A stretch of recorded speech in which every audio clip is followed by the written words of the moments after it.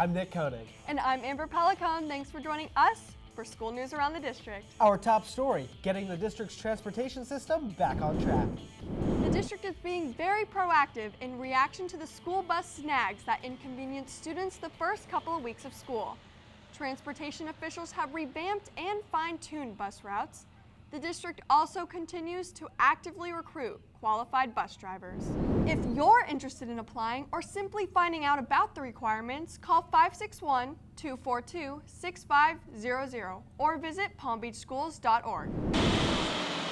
And in an effort to investigate the cause of the school bus confusion, Superintendent Robert Avosa authorized the hiring of a law firm to find out who is responsible for the problems and what the district needs to do to ensure that similar transportation confusion will be avoided in the future. The district also requested a review and recommendations for improvements from other school districts. Meantime, Superintendent Robert Avosa also continues to be very proactive, meeting with community members. It's all part of the superintendent's fact-finding mission to find ways to improve the district overall. And why I think it has led me in my work. Me gustaría compartir un poco con ustedes. The superintendent recently met with the members of the Guatemalan Maya community as part of his multicultural outreach initiative. Translators assisted the superintendent in communicating with parents, students, and other community members. This meeting was the 11th in the superintendent's outreach efforts to collect feedback from community members district-wide. The information will assist Dr. Avosa in developing his 5-year strategic plan. The next community meeting will be held at the El Sol Neighborhood Resource Center in Jupiter. The meeting will take place on October 15th from 9 a.m. to 11 a.m. Speaking of initiatives intended to improve our school district, did you know that the school district offers students 280 choice and career programs? Yeah, and they begin as early as elementary school. Reporter Samantha Matthew joins us now from Galaxy E3 Elementary School with a look at some of the cool tools in use there. Hi, Samantha. Hi guys, I'm reporting from Galaxy's Fab Lab.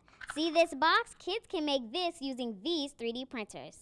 The lab has 3 3D printers and 2 2D printers. They allow students to design and create all kinds of sculptures. These printers were purchased through a grant from the Mary and Robert Pugh Education Fund. Creating sculptures like these is why Galaxy has so much fame. Back to you in the studio. Thanks, Samantha. For a look at some more cool science, let's head on over to Wellington Elementary School. You're looking at photos from Christine Frey's 5th grade science class. During this lab, students learned how to do a controlled experiment. The children interacted at 6 different stations to test how high a ball would bounce on several surfaces. This science lab is available for all of the grades at Wellington L to visit. And now to Howell L. Watkins Middle School, where students who are interested in health careers learn from a medical expert. Dr. Roger Duncan shared a lesson in anesthesiology.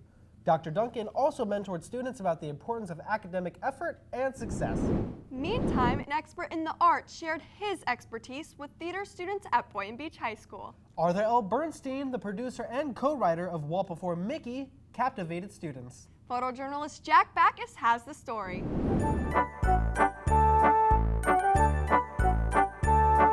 I graduated Palm Beach Gardens High School, and then I went to University of Miami for 4 years. I got a scholarship from Palm Beach Gardens, and I was a film major, and I did film, theater, and marketing. After I graduated, my first job was with Sony Studios with a guy by the name of Adam Sandler. Okay, today we have Arthur Bernstein, who is a writer, producer, and actor for the new film, Walt Before Mickey. What's interesting about Walt Disney is we wanted to show the human side of him. You guys all know him as the magical figure.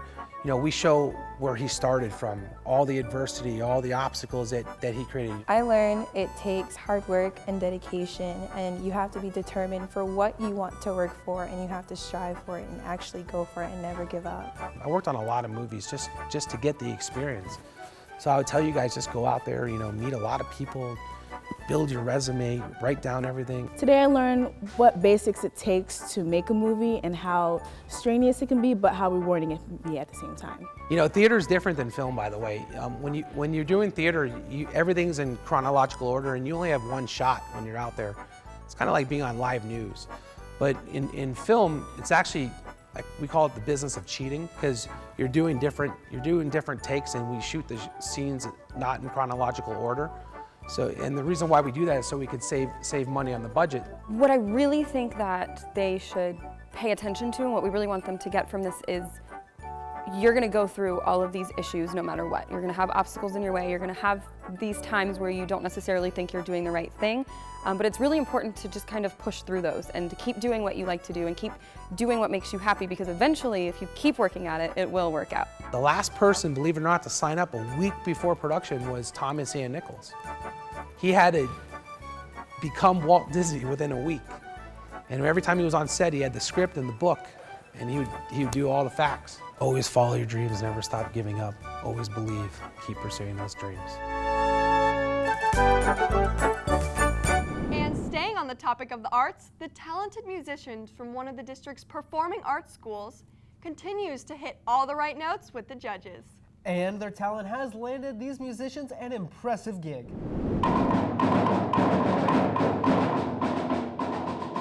You're listening to the sounds of the Alexander Dreyfus School of the Arts Symphonic Band and Wind Ensemble. These talented band members will perform in the 2016 Music for All National Festival.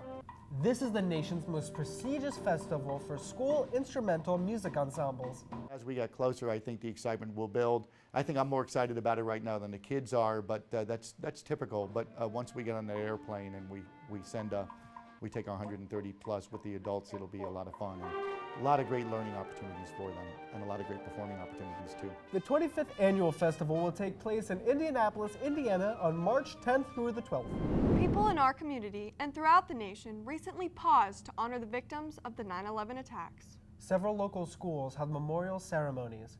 Reporter Amber Pierce joins us now with more.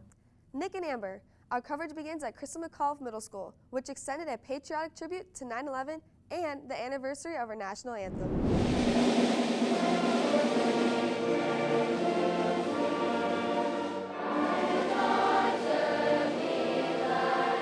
Today we had our annual celebration of the Star-Spangled Banner. We do this every year to celebrate patriotism and love for our country. This year it coincided with 9/11, which doesn't happen very often, so we celebrated both. And it really sends a nice message to the students about how important these things are, how our history is important. It also honors our veterans, which is really important to us. As you can see, the veterans come out. They love to be able to be with the kids and teach their lessons.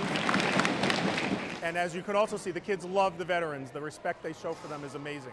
So it's a great lesson for everybody. It's very important to me, because this is the day that our national anthem became our national anthem. We gained freedom, and this just represents our freedoms. We ask for a moment of silence, followed by the playing of Taps by Mohammed Abutina.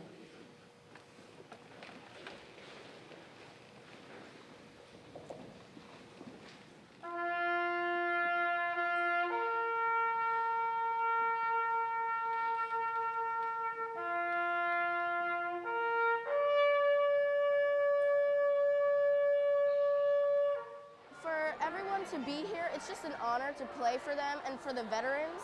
And today is just a day, today is the first time we've done this on 9/11.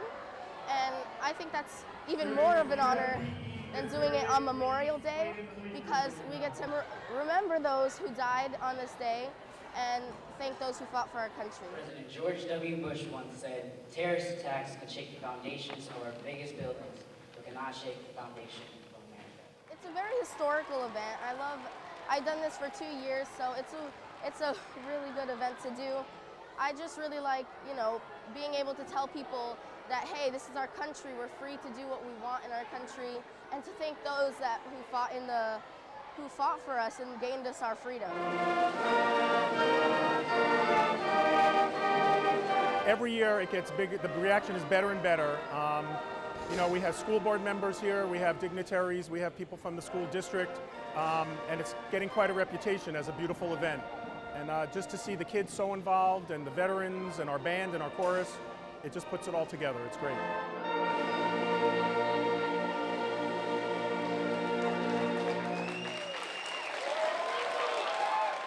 Local elementary schools also pay tribute.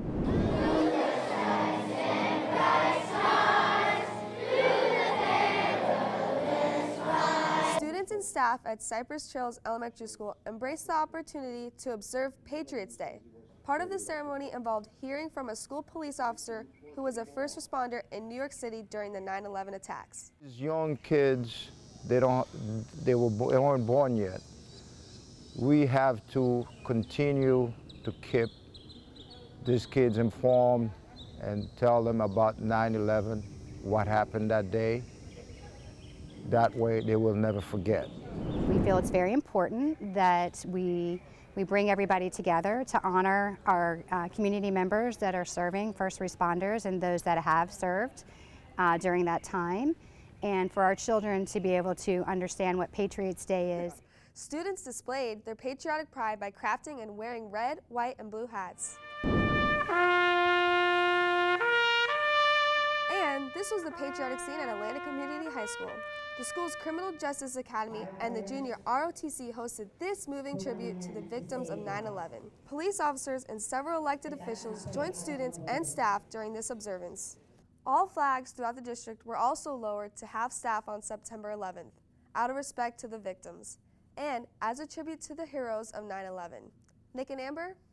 Thanks, Amber.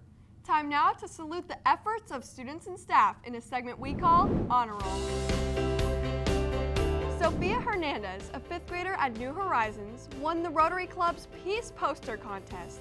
Sophia will receive a cash award at the United Nations World Peace Day celebration. And congrats to Bozina Lack-Bartley. This social studies teacher from Royal Palm High was chosen as one of the 5 local heroes by Roger Dean Stadium. It was all part of their superhero night. Also making this week's honor roll is Megan Tabak. This PE teacher from Atlantic Community High School will present her workshop idea at the Pilates International Conference in Colorado. Miss Tabak incorporates Pilates into her curriculum at Atlantic High. Lots more ahead here on school news around the district. Still ahead, we'll check out the community calendar for important events. And the spotlight shines on Binks Forest Elementary School. Find out what makes this school amazing.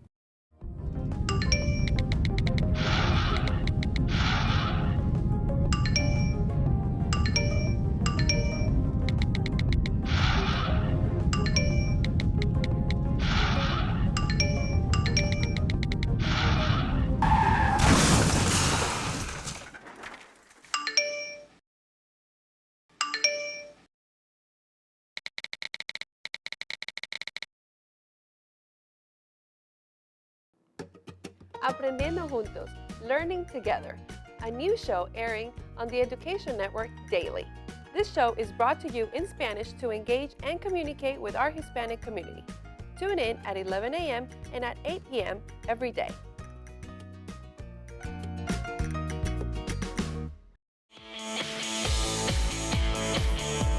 Welcome back. Each week, school news around the district highlights one of our great schools. And this week, the spotlight shines on Binks Forest Elementary School. At Binks Forest Elementary School in Wellington, the motto is educating young minds for the challenges of tomorrow. I just love the teachers and I love the campus. Everything's great about this school. I love it. It's awesome. When you walk through Binks Forest, you immediately get inspired by the school's creativity. Behind every door on this journey, something special is happening inside. There's the science lab where students are testing a paper bridge. Here, 2 classes work together to learn about the world's greatest artists. Students then imitate the style of their favorite painters. It's wonderful. They love it. They love it. And we love it. Everyone seems to be in harmony. Don't overblow, use warm, slow air. How many music classes combine rap, recorders, and ridiculously fun dance moves? The key word is fun. I love Binks because they make learning fun. And that helps foster a love of learning. These 5th graders created a wax museum. Dressed in costumes, learning about historic figures required just a push of a button. I am Benjamin Franklin. The students also hear from guest speakers, including this Holocaust survivor. They supplied kettle cars for us to return back to Poland. At Binks Forest, you never know what you may encounter. Then they hatch into a baby caterpillar. And turning into princes and princesses are these 1st graders. The fairy tale ball is a tradition at Binks Forest. There are also special enrichment programs here, like the opportunity to learn sign language.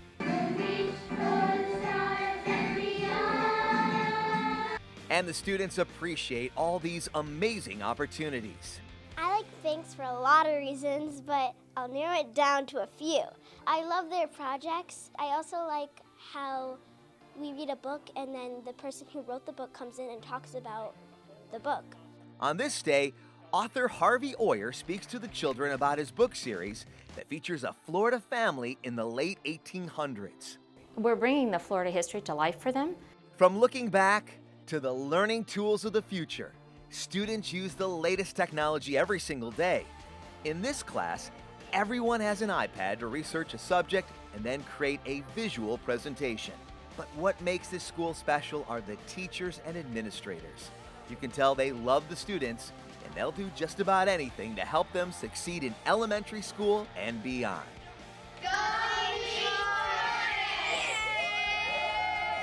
The School District of Palm Beach County, your best choice. Time now to show you some important events making our community calendar. Jupiter High is holding a college and career fair. It takes place October 14th from 6 p.m. to 8 p.m. in the gymnasium. Hidden Oaks Elementary School is opening a not-for-profit food and clothing pantry. It's called the Hawk's Heart, and it opens in November. Orchard View Community Elementary School is kicking off its BHH Backpack program. The program, which is run by Helping Hands Florida, sends food home with children in need every Friday. The program begins September 25th. And the West Boca Raton High Drama Department will present a performance of Noises Off, November 19th through the 21st. Check with the school theater department for tickets. Now let's check in with Rick Blackwell to see what he's working on in Good Sports. Hi, Rick. Thanks a lot, guys. Well, today I'm at Florida Atlantic University in Boca Raton. Behind me, 100 student leaders from Palm Beach County schools. They're learning about special skills they're going to take back to their school so that they can make a difference. It's part of this week's Good Sports. Now, also this week, we're going to tell you about the brand new Performing Arts School at Boynton Beach High School, and also a special new piano inside our school district that is really changing lives. All those stories and more on Good Sports right here on the Education Network. Thanks, Rick. And that's going to do it for this edition of School News Around the District, brought to you by the Education Network, keeping you informed.